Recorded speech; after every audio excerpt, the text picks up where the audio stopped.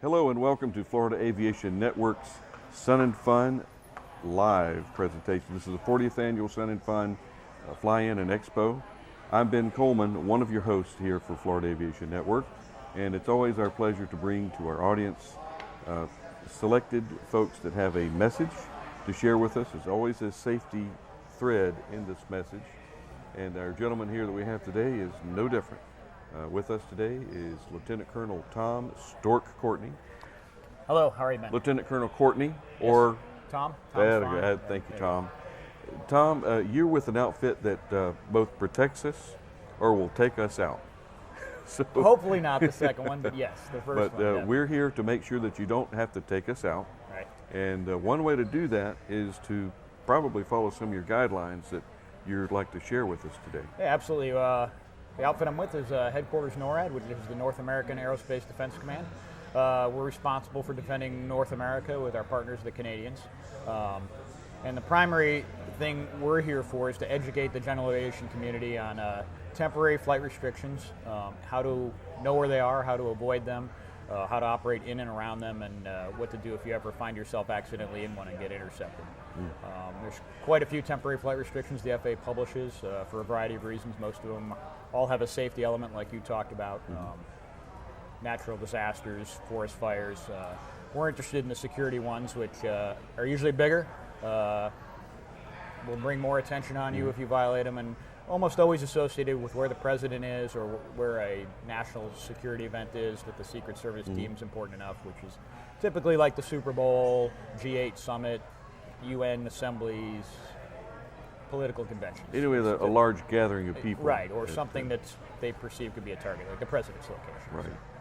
And Tom, our audience is a cross-section of housewives, lawyers, doctors, former military folks, but NORAD, to a lot of folks, they think of NORAD and you imagine these big round bubbles out in Colorado, and that's what that's NORAD. Well, right. Could you explain a little bit more about NORAD, the acronym, and just what NORAD does? So NORAD started in the 50s. It was originally started as a combined joint command, binational command between Canada and the United States to defend North America, essentially from that time from the Russians or anyone who wanted to attack us in the Cold War. It has morphed to continue to do that job, but also post September 11th, more of our focus has looked inside of the continent to determine if there's any threats, that aren't coming from the outside, but that we need to defend against. So that's really something that became in effect after September 11th this year. Our focus became both outside and inside the North America. And NORAD is of course, it's a government agency. I'm wondering if you could share with us, when we have funding issues and we talk about the government shutting down, how does that affect NORAD? Operationally, we did okay. So there was quite a few civilians that worked there, and they were laid off for a while. Some of the active duty folks picked up, time and some of the things they did. Some things didn't get done. There's air defense units all over North America. There's 16 of them in the continental United States. They were all funded, so that was a priority thing. Some of the units, the National Guard units that provide the two airplanes on alert, didn't get some money to do training and other things, but the funding of the airplanes on alert continued. It was a required, like a lot of things in the Defense Department, a mandatory spending item. Well, and I know this is kind of a sensitive subject, but I don't believe we as a nation would shoot ourselves in the foot to expose ourselves. And again, I don't believe that people fully understand and appreciate what NORAD does to help keep them safe. But they sure know when they get tangled up with folks in the air. This is where I think you guys are doing a great job of trying to get the word out. But you can push it out, but you got to have a receiver. and unless they're receiving your message, how are they going to keep from tangling up with you? Exactly. The Department of Defense and the Secret Service and really the whole of government has been trying to reduce the amount of people that violate temporary flight restrictions, particularly ones that are defended by the Secret Service and by NORAD, where the president's at. Everyone who violates them so far has been by accident, and it essentially just makes a lot of work for the Secret Service, for the Defense Department, for the FAA, that people are accidentally violating these TFR, temporary flight restrictions. You know, we don't know to identify the person and sort of characterize what the airplane's doing, if it's a threat or not. So there's a lot of government resources that are spent on intercepting people that are just making a mistake until they can determine what their intent is. So the goal of the DoD and the Secret Service is to get out and try to reduce the number of people who accidentally violate TFR, so they can manage the temporary flight restriction and hopefully anyone who violates it is a threat, and they don't have to sort through all the people who are just doing it accidentally. So that's why we come to this Fun and Sun. We've been here 4 years. We go to Oshkosh as well, and we're just trying to reach out to as many general aviation pilots as possible who 90% of them are aware of all the things we tell them, but it's the 10% out there that don't flight plan, don't talk on the radio, kind of do their own thing, and then something temporary bites, jumps up and bites them one day. And again, this is still America. It is still free, and we're still free to come and go and do pretty much what we want. But there's certain areas that, from time to time, we need to be aware of. And how do you try to get to those folks that just either don't want to comply, they don't have radios in the aircraft, they don't like radios, don't believe in them, never will. Right. And they want to be. If I want to fly in my airplane from Florida to California, I don't want to talk to a soul. I'm not going to get above 1,000 feet. How do you deal with somebody like that? And we meet people like that all the time, and completely understand that. And you're right; it's a free country, and you are free to fly wherever you want for the most part. But we always give the example. You can't go flying right through Chicago O'Hare without following some rules. There's certain places for safety or whatever that you're not free to fly without doing certain things. So what bites people is the temporary nature of the flight restrictions. There's a permanent flight restricted area in Washington, D.C. that has some rules about how you fly in it, and an area that's smaller that you can't fly in. And we don't have a tremendous amount of trouble there because it's permanent in nature, and the people who fly around there are used to it and they understand it. What bites a lot of people, your example is on to fly across the country and not talk to anybody, and something temporary popped up that they don't know about. And we try to reach out to folks, places like this, and tell them, hey, talking on the radio, following a flight plan is the best thing. That'll keep you out of trouble. The air traffic control agency is going to tell you, hey, there's a restriction up ahead. You need to, turn or whatever. But we understand folks don't want to do that, and we encourage them, if you don't have a radio or don't want to talk on the radio, at least do some mission planning and check the NOTAMs. There's lots of the flight service station will give you any information. It's out on the NOTAMs. The FAA has a website that publishes all this stuff, and that'll keep you out of trouble. It's nothing.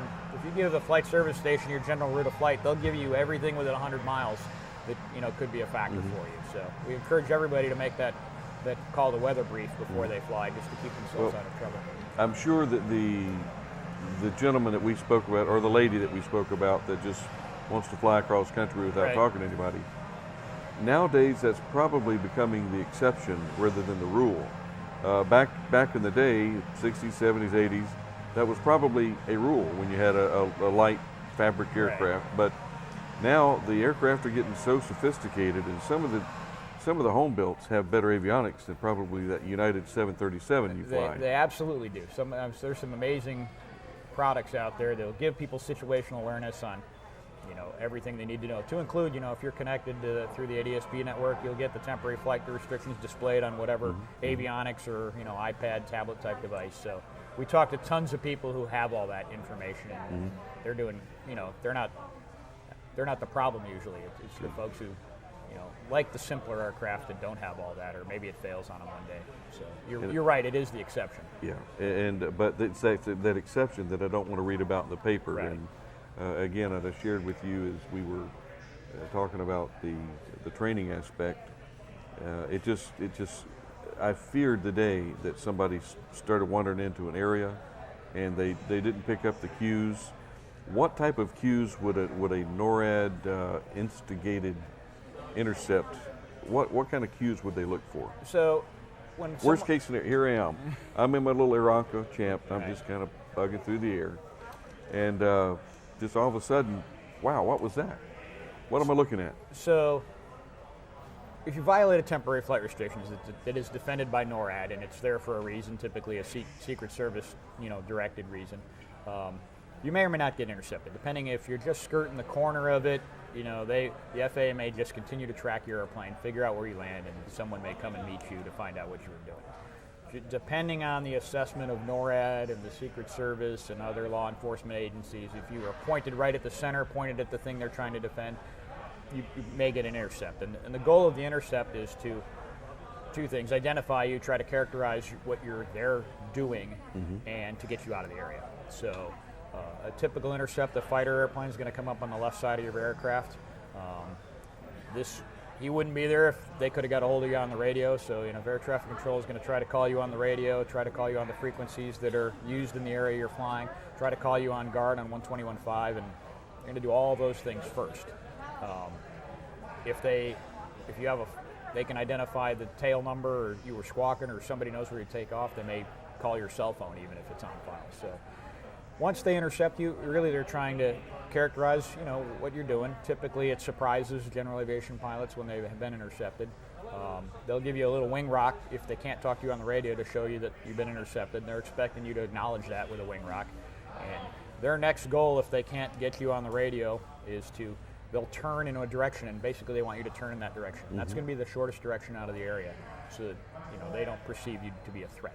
And that's really what they're trying to do, is assess whether you're a threat or not, which, thankfully, no one has turned out to be, in any of these restrictions lately, and get them out of the area. That's the two things they're trying to do. So once you leave the area, NORAD's kind of out of the business. We're in the business of defending or that temporary flight restricted area. Now, the fact that you violated it becomes an FAA problem and maybe a law enforcement problem. So NORAD will kind of leave you alone, and the FAA will track you for a while. If they find out where you land, they may send somebody out to talk to you. Typically, local law enforcement to get your number, find out what your story was. Oh, I didn't know I didn't know where I was. That kind of thing. At that point, does NORAD they kind of back out of it? Okay. Absolutely. We're not a law enforcement agency. We're not the FAA. Our job is to get people out of the airspace or deal with someone who is a threat and stop them from their threatening behavior, which thankfully we haven't had to do. After you leave the area, it becomes really an FAA and law enforcement thing, and more so an FAA. They'll look at, they could take certificate action and fine you based for not following the notice, right? And Tom, I've been hammering you hard on NORAD stuff, but what do you do for fun to fly? For work to fly, I don't do anything. I don't do any general aviation flying. I'd like to hopefully get into it someday. But we can turn that around, can't we? Yeah, this is a good place. The aircraft financing booth is right across from Absolutely. our booth in Hangar That's A. right.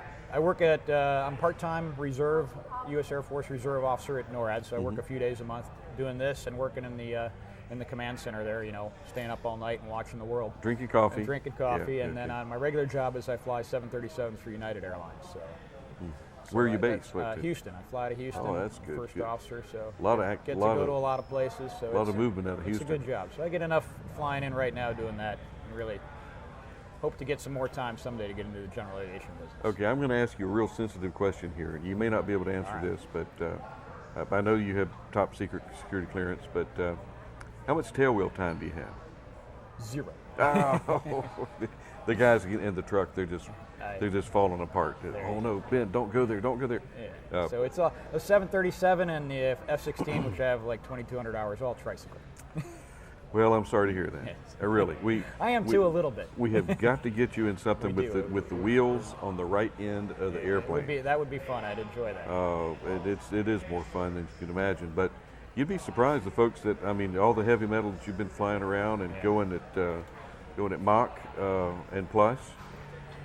It's a lot different world when you're taking off at 35 or 40. I don't think I would be surprised. I know it is a lot different world. Augusta wind in your 7.3 is a lot different than Augusta in one of these aircraft, but it would give you a little different appreciation of how slow things happen and how much time you have to think about what you're doing, and that's why it's so important for, as you say, and one of your talking points was talk to somebody. Right. Stay on the radio, and you got plenty of time to enjoy the scenery and the view.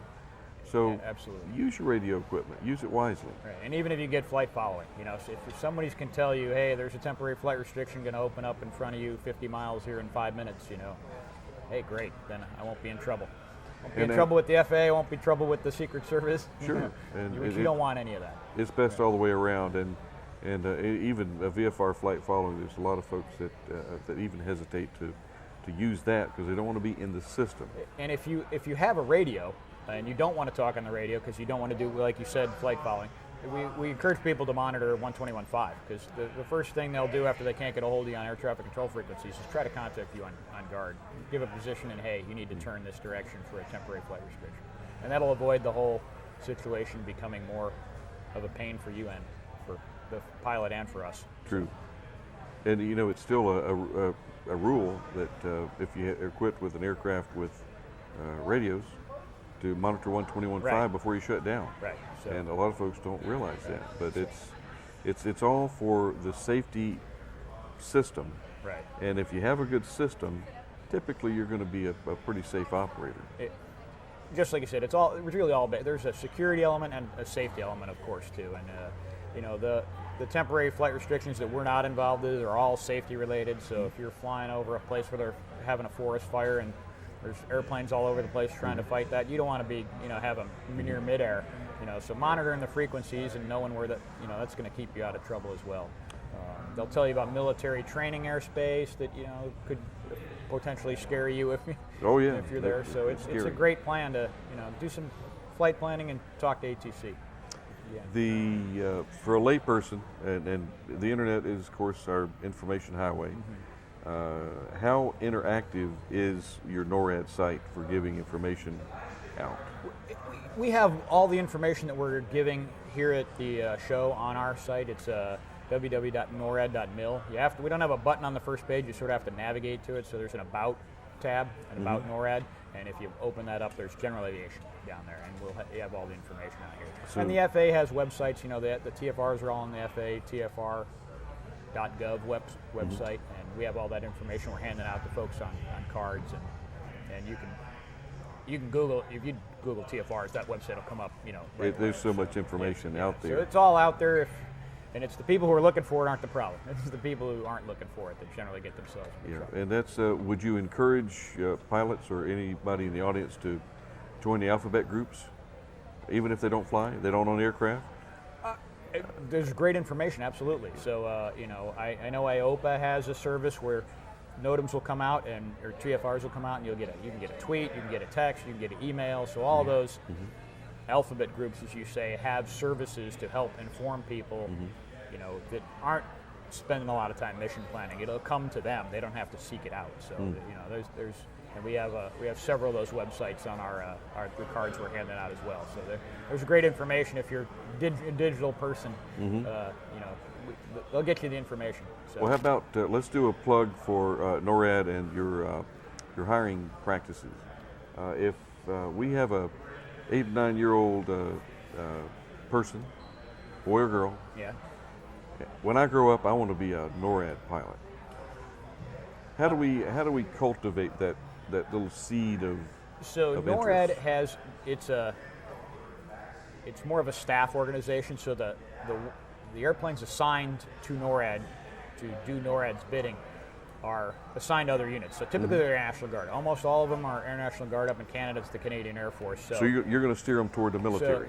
I would steer them towards the Air National Guard or the military. So most of our guys are Air Force units or Air National Guard units, and it's an Air National Guard mission for the most part because they're the National Guard protecting the homeland. So of the places where airplanes sit on alert, it's almost all National Guard that they assign 2 planes to NORAD, and they have their other planes they're doing, they're training for other missions, going to war, whatever they need to do. So, and because hopefully the kids these days, if they hear this or watch this, the term NORAD, it's just cool. Yeah, I mean, it's in the cool. movies. Yeah. And you say NORAD's been advised, so they Right. know that it's a serious Right. a matter. But and we want our young people and our youth to really understand that this is serious business, and that we sometimes poke fun and make light of aviation and how much fun it is. Well, it can also be very, very traumatic if it's not done with a lot of planning and forethought. And if you don't know what you're doing, you typically don't need to be doing it. So that's why it's so important to have guests like yourself here. What else can you share with us to stimulate some of our youth? Because right now, as you can tell walking around the campus, it's all about education. Aerospace Discovery Center for Excellence at the Florida Air Museum. It's a mouthful, but it's a place to come and learn about aviation. Yeah. And for the youth who are just getting into aviation, it's kind of interesting because most of the people we talk to are just getting into it. They're very connected, so this is not new. You know, the ability to find everything on the internet and get digital updates is seem to be very comfortable with it. Most of the younger folks, so it's, you know, usually the folks that have been flying a long time that haven't adopted some of those techniques. So I just encourage them to continue to seek out, you know, information from, you know, websites or the FAA or, you know, what their flight instructors on what happens if I get intercepted. You know, most of them should know that it's all in the aim. It might not be something they look at every day, but you know, just remember that if it ever happens to you, you probably had lost some situational awareness somewhere along the line, and it's going to be a surprising event. And their goal is to not shoot you down. They want to get you out of the area. So it's they're not there to look at your pretty plane and and all that. So you know. How many? And I know in round numbers, and the public is typically they're into the negative aspects of you know, a car wreck on the highway. Everybody looks at the car wreck. Well, in your situation, any interceptions? How many would you average that you do have to actually get involved with? You mentioned EADS. So, NORAD wide, we have about 300 times a year we take what's called tactical action, which means we scramble fighters on somebody we have to identify who is either entering the country unidentified through the Air Defense Identification Zone, or violating or about to violating a temporary flight restriction that's defended, or the National Capital Region in Washington, D.C. A small percent of those actually result in an intercept. Most of the time, before the airplanes get airborne or get to the general aviation aircraft, it's resolved. Either the person left the airspace or they got them on the radio and they stand down. So it's not that high of a number of general aviation aircraft that get intercepted every year, you know, 40 or 50, depending on the president's travels. There was last year, February of 2013, the president was near West Palm Beach somewhere for 2 days, and it was a particularly nice weekend for flying, and that was one of our worst. There was 30 people in 2 days who violated the temporary flight restriction there. Wow. And that's one of the worst we've ever seen. Of that, 17 were identified, and the FAA took some sort of investigative action to find out what they were doing. Sometimes we don't identify who it is. They cut the corner, they take off and land really fast at an airport under the TFR before, and there's nobody at the airport to identify who it was. So occasionally we're unable to identify everyone who violated it. But the thing is to realize, and for again the audience, is you're constantly vigilant. Is there a moment in time that NORAD is not looking out? Big Brother's looking from the skies. That's our job. You know, NORAD was born out of defending us in the Cold War. So it's 24/7, 365. There's a command center filled with lots of people watching the air picture all the time. So. And again, I'm trying to recap now. Mostly it's the guard units that support you. Yeah, so the people actually doing the flying are predominant. There's no rule that it has to be, but because of their nature as the Air National Guard and, you know, their charter somewhat to defend the homeland, it's predominantly Air National Guard units that are flying the airplanes. They are sitting alert, you know, for a real short notice takeoff at NORAD's direction. So they're not owned by NORAD, they're owned by the National Guard, but they work for NORAD. So. Tom, I'm going to get a commitment out of you at this point. This is a commitment. Now, do you know anybody that you fly with, either at United or you hobnob with at NORAD, that has a general aviation airplane? Yes. Well, some of the people, the group of us that was here before does general aviation. So we have some folks out there. They have more money than me, I think. No. Oh, Lieutenant Colonel, come on now. Yeah, or The- maybe more desire, I guess. Well, it really it's a matter of priorities. Yeah, it and is. I have a neighbor of mine. He retired recently from the National Guard, flying F-16s, and he is passionate about RV aircraft. I love those. Those are He very nice. says it's a little RV-4 with Yeah. with a big motor on it and constant speed prop. He says it handles just about as close to an F-16 as you can get. Yeah, we met a couple RV pilots last year, and we're looking longingly at the airplane. Those are nice airplanes. Well, one could be yours. Yes, it could. But I'm trying to get you to get out and cultivate that, and just go hang out at the airport and just Absolutely. say, "Hey Barry, you're going to be flying this weekend. I'd like you to hang out and just will you take me up? Yeah, that type of thing." But I'm trying to get the best blend of your professional, and we thank you so much for your professional career. But we want you to develop. We worry about The you. whole We don't want you to spectrum, stress yeah, too much. exactly. But we want you to get some tailwheel time. I do want to. And You don't have an airplane you could take me up in, do you? I got them all. Outstanding. Well, there you Okay, go. we could go up to see. Let's see, I don't know what we could probably I think we got a plan. maybe tomorrow. Maybe That sounds tomorrow we good. could run up and hop into that one. But it would scare you to death because Well, it's a you're- short you're not takeoff the- and landing. I thought you were a good pilot. You're not going to No, scare the me. airplane would scare Oh, very you good. because it's Yeah, tiny. It is. But as a matter of fact, I saw on one of the articles a cree, a little cricket. Yeah. Have you ever seen I a do cricket? Not, no, I'm not familiar. No. Oh man, it's 16-foot wingspan, Yeah. single passenger. It's got two. It's a twin engine aircraft, single cylinder. Nice. One in each engine, I hope. Yeah, and it just So two goes cylinders, like, hey, two engines, right? two cylinders, two engines, or one cylinder per engine. But two total. That's just what you need. That's what I need. I think that would be an excellent springboard from NORAD to get out to the general public to that's have what we do. Lieutenant Colonel Stork. Yeah.